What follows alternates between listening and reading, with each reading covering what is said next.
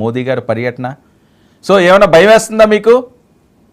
నమస్తే అండి వర్మ గారు, మీకు అలాగే ప్యానెల్లో ఉన్న మిత్రులకి వీక్షకులందరికీ కూడా గుడ్ ఈవినింగ్ అండి. తప్పుగా తీసుకోకండి సార్, పొద్దు నుంచి సాయంత్రం దాకా ప్రచారంలో బాగా బిజీ ఉండి కొన్ని పనులు ఆల్రెడీ ఎలక్షన్ దగ్గరకు వచ్చింది, పోల్ మేనేజ్మెంట్ అని అది ఇది బిజీగా ఉన్నందుకు మీరు డిబేట్ పెట్టి పవన్ కళ్యాణ్ గారు, సినిమా ఫ్యాన్స్, ఇంకా ఇంకో సినిమా స్టార్ వస్తాడు అంటుంటే కొంచెం ఆ స్ట్రెస్ మొత్తం రిలీఫ్ అయిపోతా ఉంది సార్. మంచిదే కదా, ఆరోగ్యానికి మంచిదండి. నాకు ధన్యవాదాలు కాదండి, మా అందరికి ధన్యవాదాలు తెలపాలి మీరు. మంచిదే కదా, నిజంగా నేను అదే చెప్తున్నాను మీకు ప్రత్యేక కృతజ్ఞతలు, ధన్యవాదాలు తెలియజేస్తున్నాను. స్ట్రెస్ మొత్తం రిలీఫ్ అయిపోతా ఉంది. గుడ్ సార్, ఇక్కడ వల్ల మీకు స్ట్రెస్ రిలీఫ్ అయిందంటే ఇంకా అంతకంటే కావాల్సింది ఏముందండి సార్. ఓపెన్ గా మాట చెప్తాను చూడండి, ఇక్కడ ఏంటంటే రాజకీయాల్లో సినిమా నటులను చూసి ఓట్లేసే రోజులు పోయాయి సార్. తెర మీద నటులను చూసి ఓటేసే రోజులు ఎప్పుడో కాలం చెల్లిపోయింది సార్. తెర మీద నటులను చూసి ఓటేసే రోజులు ఉంటే చిరంజీవి కన్నా పెద్ద అభిమానులు, చిరంజీవి కన్నా కల్ట్ ఫ్యాన్స్ ఎవరికి ఉండేవాళ్ళు కాదు. ఎస్పెషల్లీ ఎవరైనా నేను కూడా కాలేజ్ చదువుకునే రోజుల్లో చిరంజీవి గారికి వీరాభిమాని నేను. సో నేను చిరంజీవి గారికి ఓటేసానా? చిరంజీవి గారు వస్తే, చిరంజీవి గారి ప్రచారంకి వస్తే ఏదైతే ప్రజారాజ్యం పార్టీ పెట్టినప్పుడు నేను కూడా వెళ్ళి చూసి వచ్చా చిరంజీవి. కానీ నేను చిరంజీవి గారికి ఓటేసానా ప్రజారాజ్యం పార్టీకి? రాజకీయాలు వేరు, సినిమా వేరు సార్.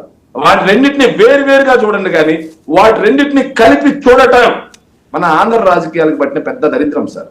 ముందు దాన్ని గమనించాలి ముఖ్యం. ఇక్కడ సినిమా నటులను తీసుకొచ్చి ఏదేదో చేసేస్తారంటే ఇక్కడ ప్రజలకు తెలియదు ఏంటి సార్? వర్మ గారు, మీ ద్వారా వీక్షకులందరికీ అలాగే ప్యానెల్లో ఉన్న మిత్రులు కూడా ఒక విషయాన్ని విన్నవిద్దాం అనుకుంటాను. నేను గ్రౌండ్ లో తిరుగుతూ ఉన్నా అండి, బాగా తెలుసు కాబట్టి చెప్తున్నాను. నా చిన్నతనంలో ఎస్పెషల్లీ 2019 కన్నా ముందు కూడా 2019 ఎలక్షన్స్ లో కూడా కొంత ప్రభావితం చూపించింది. ఒక నాయకుడు చెబితే ఆ నాయకుడి కింద ఉండి ఒక 100 మందో 200 మందో ఓట్లు వేసే రోజులు ఉన్నాయి. కానీ ఈ రోజు ఏమైపోయిందంటే నాయకుడు అనే లేని సమాజం వచ్చేసింది. ప్రతి ఒక్కరు చదువుకున్నారు సార్. ప్రతి ఇంట్లో కూడా ఎవరో ఒకరు బాగా చదువుకున్న వాళ్ళు ఉన్నారు. వాళ్ళ ఇష్టానుసారం వాళ్ళ కోరిక మేరకు ఓట్లు వేయడం జరుగుతుంది తప్పిస్తే ఏదో సినిమా భ్రమం చూసి ఏదో ఒక నాయకుడు చెప్పాడని, లేకపోతే ఏదో ఫ్యాన్స్ సంఘం చెప్పిందని చెప్పేసి ఓట్లేసే రోజులు పోయాయి. దీన్ని ఖచ్చితంగా ప్రతిపక్షాలు గుర్తించాల్సిన విషయం. ఇక నేను ఆ సినిమా నటుల గురించి, సినిమా ప్రచారాల గురించి నేను పెద్దగా మాట్లాడదలుచుకోలేదు కూడా, ఎందుకంటే నేను రాజకీయాల్లో ఉండే సినిమాల గురించి నాకు అప్రస్తుతం కూడా. కాకపోతే మీరు కాదండి, అంటే సినిమా నటులు రాజకీయ పార్టీలు పెట్టకూడదా, లేకపోతే రాజకీయంగా వాళ్ళు ఎదగకూడదా? ఒక చరిత్ర సృష్టించిన ఒక నందమూరి తారక రామారావు గారిని మర్చిపోయారా? తెలుగు రాష్ట్రాల్లోనే తెలుగు జాతి గర్వించదగ్గ నాయకుడు. అవేమీ కూడా మీకు స్ఫూర్తికి రావట్లేదా? ఈరోజు విజయం సాధించినంత మాత్రాన, అపజయం వచ్చినంత మాత్రాన అంత చులకనగా మాట్లాడడం కరెక్టా సినిమా వాళ్ళని? నేను చులకనగా ఎక్కడ మాట్లాడుతున్నా అండి? విశ్వవిఖ్యాత నట సార్వభౌమ నందమూరి తారక రామారావు గారి మీద మాకెప్పటికీ గౌరవం ఉంది. అప్పుడు ఉంది, ఇప్పుడు ఉంది మాకు నందమూరి తారక రామారావు గారి మీద. కాకపోతే నందమూరి తారక రామారావు గారి దగ్గర మొదట్లో వాళ్ళకి ప్రత్యేక గౌరవం ఉండేది, మధ్యలో పోయింది, మళ్ళీ వచ్చింది.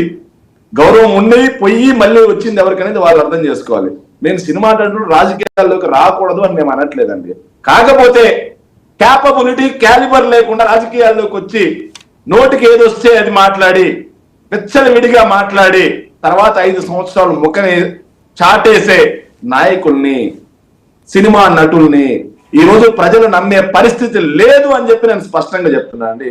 కాకపోతే మీరు డిబేట్ పంపించిన టాపిక్ లో ఒకటి ఉందండి, ఏదైతే బీజేపీ పార్టీ మోడీ గారు విమర్శల అస్త్రం సంధించారు, బీజేపీ వాళ్ళు విమర్శల అస్త్రం సంధించారు అని చెప్పేసి టాపిక్ పెట్టారు.